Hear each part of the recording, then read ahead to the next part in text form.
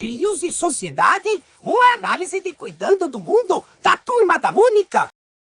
Olá a todos, eu sou a Thaís, acadêmica do curso de Letras, e venho falar um pouco sobre a construção da pesquisa, como que foi dividido o nosso trabalho de pesquisa.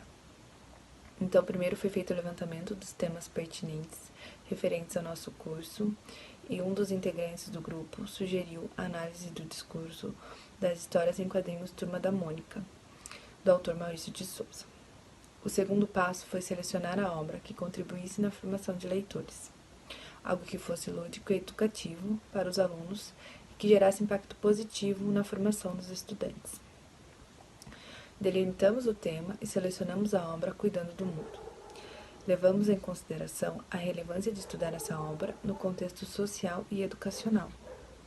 Feito isso, nós fizemos o levantamento referencial bibliográfico que pautaríamos o trabalho. Levamos em consideração também os quadrinhos como meio de comunicação e a sua importância, utilizados como ferramenta educacional. Dividimos o trabalho em informações sobre a obra da história apresentada, informações principais abordadas, os personagens, selecionamos a mensagem social e os recursos visuais e como eles poderiam contribuir para a narrativa da mensagem e como ser utilizados em contextos educacionais. Fizemos as discussões finais e finalizamos a pesquisa, onde todos fizeram suas contribuições. Olá pessoal, eu me chamo Adriana Rosa dos Santos Cotomuju, o curso de Letras pela Univesp. E hoje vim falar um pouco sobre o nosso trabalho. Qual é a importância dos quadrinhos? Principalmente da Turma da Mônica. Os quadrinhos da Turma da Mônica são ferramentas poderosas para a formação de valores sociais em brasileiros. A familiaridade com os personagens e a ampla difusão das histórias e a linguagem lúdica utilizada criam um ambiente propício para o desenvolvimento de habilidades essenciais para a leitura crítica. Os quadrinhos não são apenas sobre palavras escritas, eles também incluem elementos visuais, como desenhos, balões de fala e cores. Quando lemos quadrinhos, precisamos interpretar tanto o que está escrito quanto o que vemos nas imagens. Isso nos ajuda a desenvolver habilidades importantes. Além disso, estudos mostram que ler quadrinhos pode despertar nosso interesse pela leitura, melhorar nossa compreensão do texto e até estimular nossa criatividade. Portanto, os quadrinhos são uma ótima maneira de aprender e se divertir ao mesmo tempo. As histórias da Turma da Mônica abordam questões éticas, morais e sociais, permitindo que nós, os leitores, reflitam sobre esses temas, onde a familiaridade com os personagens e as linguagens tornam esses conceitos mais acessíveis e compreensíveis. Os quadrinhos da Turma da Mônica são uma ferramenta valiosa para a formação de valores, principalmente sociais. Eles promovem a leitura crítica, estimulam a reflexão sobre questões importantes e contribuem para o desenvolvimento de cidadãos conscientes e responsáveis. Olá a todos, meu nome é André Santana, eu sou acadêmico do curso de Licenciatura em Letras da Univesp eu vou falar aqui da introdução do nosso artigo científico. A gente falou sobre histórias em quadrinhos, né, no nosso grupo, que é considerada a nona arte. E ela se popularizou como uma forma de arte baseada na união do grafismo, de desenhos e diálogos para a construção de uma história, né? E a partir disso, e utilizando a linguagem verbal e não verbal para se contar essa história. De acordo com Chiappini, a arte de se contar histórias por meio de imagens sequenciais existe desde o início da humanidade. Os homens das cavernas, por exemplo, costumavam fazer desenhos na qual eles narravam o cotidiano deles nas paredes das cavernas. E de lá para cá, essa arte evoluiu, cresceu muito e se transformou num ícone da cultura pop mundial. No Brasil, a arte também é muito apreciada pelo público brasileiro e também consagrou muitos cartunistas importantes. entre eles o Maurício de Souza, que é o objeto do nosso estudo, que é o criador da Turma da Mônica. Ele lançou o Gibi da Mônica nos anos 70 e desde então ele popularizou um grupo de personagens que agradou principalmente leitores, pequenos leitores, né? Crianças e adolescentes, e até o público adulto gosta muito. Esses quadrinhos se popularizaram a ponto de ultrapassarem o limite ali da mídia dos quadrinhos, se transformaram em animações e podem ser vistos na televisão, no cinema, no teatro, enfim, em espetáculos teatrais. Se transformaram em personagens multimídia, né? E isso levou a enorme popularidade desses personagens ao ponto de eles se tornarem uma referência importante para o público leitor brasileiro. E também os quadrinhos acabaram se tornando ferramentas de alfabetização, porque eles começaram a ser utilizados em sala de aula pelos professores, e aí eles tiveram um alcance ainda muito maior junto ao público-alvo, justamente por isso, pela facilidade de acesso em salas de aulas, bibliotecas e salas de leitura. Entendendo que as histórias em quadrinhos utilizam um discurso pela qual eles procuram passar os seus valores, é importante a gente observar como esse discurso é utilizado nos quadrinhos e de que forma eles influenciam o leitor. E pensando nisso que nós desenvolvemos essa pesquisa para saber como se estabelece, como se transforma esse diálogo entre a história em quadrinhos e o público leitor. Aproveitamos a história em quadrinhos chamada Turma da Mônica Cuidando do Mundo, que é uma história que fala sobre preservação do meio ambiente, e a partir disso a gente procura compreender como os valores tratados nos quadrinhos chegam ao público e colaboram com a formação dos valores sociais do público leitor. Olá, eu me chamo Camila, sou graduanda no curso de Licenciatura em Letras da Univesp. Nós escolhemos trabalhar quadrinhos com o texto Cuidando do Mundo, de Maurício de Souza.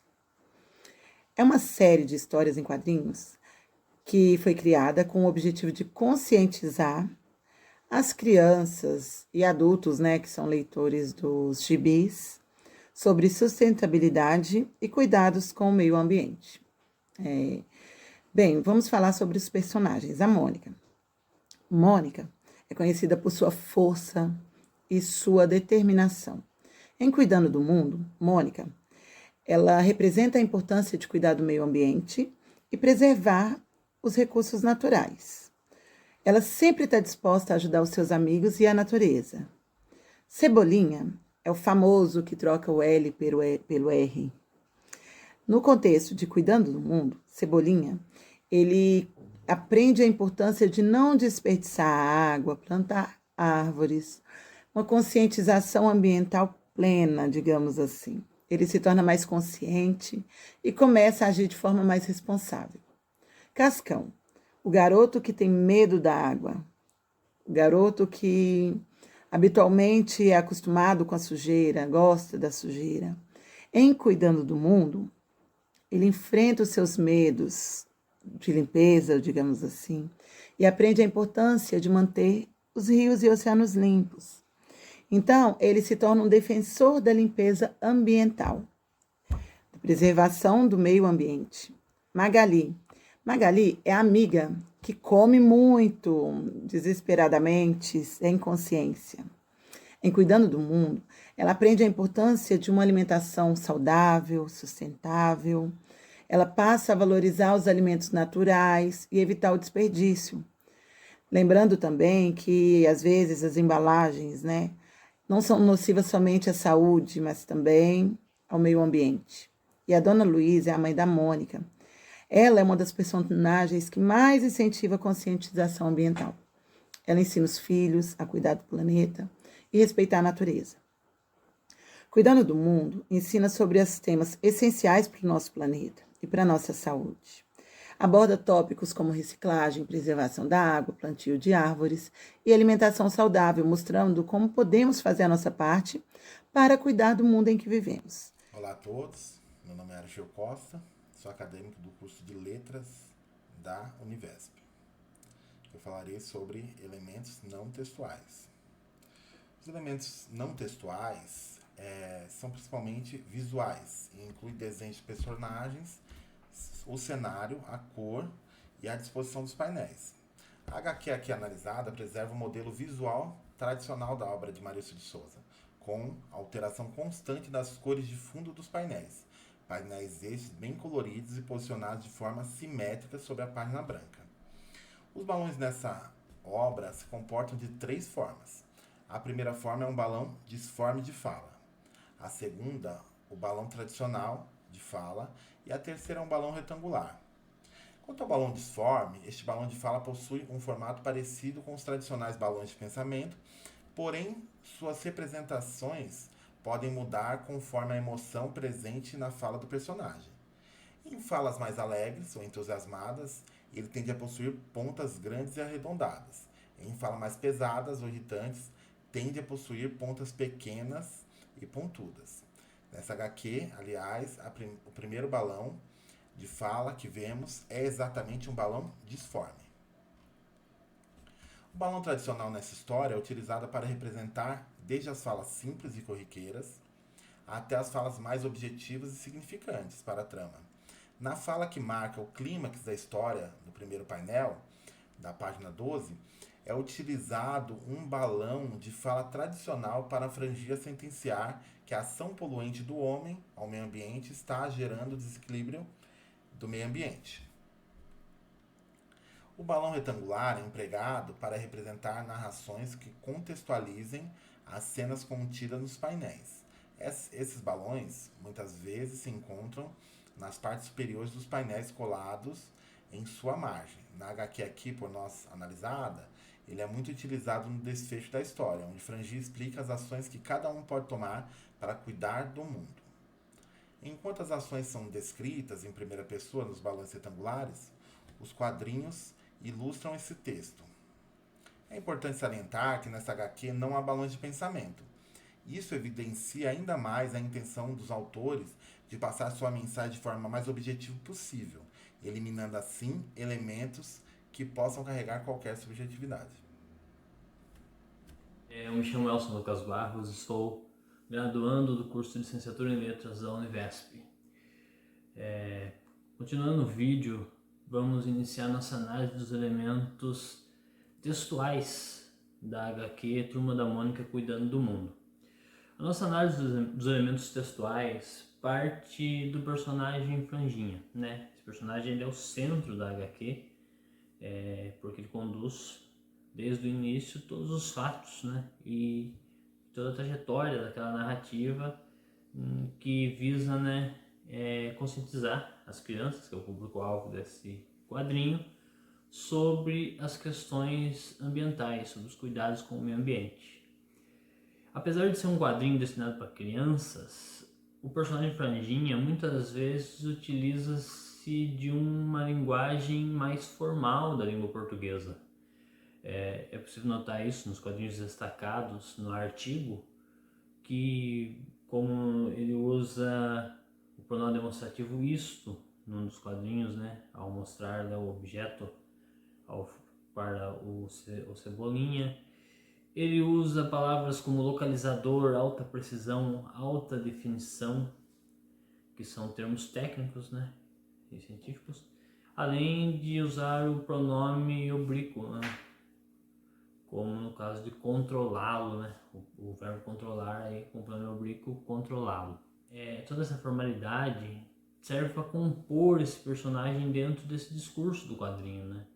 O discurso do quadrinho é utilizar dessa figura do Franjinho, cientista, para conscientizar, né? Para demonstrar que ele tem uma autoridade, que ele está falando uma verdade e que esses cuidados com o meio ambiente são cientificamente comprovados e que eles vão ajudar nesse processo de melhora ou nesse processo de controle das mudanças ambientais, das questões ambientais. Outra característica que a gente pode encontrar aí nos elementos textuais é o fato dos personagens principais ali, o próprio Cebolinha, a Mônica, o Cascão e a Magali, ao contrário de suas facetas, ao contrário de suas características, né, comuns nos quadrinhos, eles são acríticos, não emitem nenhum julgamento crítico sobre o que o Franjinha fala. Durante todo o processo, o Franjinha vai explicar para eles, vai diagnosticar o que está acontecendo com o meio ambiente, vai falar para eles isso, e eles vão ficar ali apenas concordando, ou vão usar, por exemplo, alguns gracejos. Eles entram muitas vezes em cena utilizando esse recurso de humor, né, esse gancho de humor para entrar, mas não há criticidade, não há contestação do que o Franjinha fala durante toda a história em quadrinhos. Outro foco da nossa análise textual é o discurso.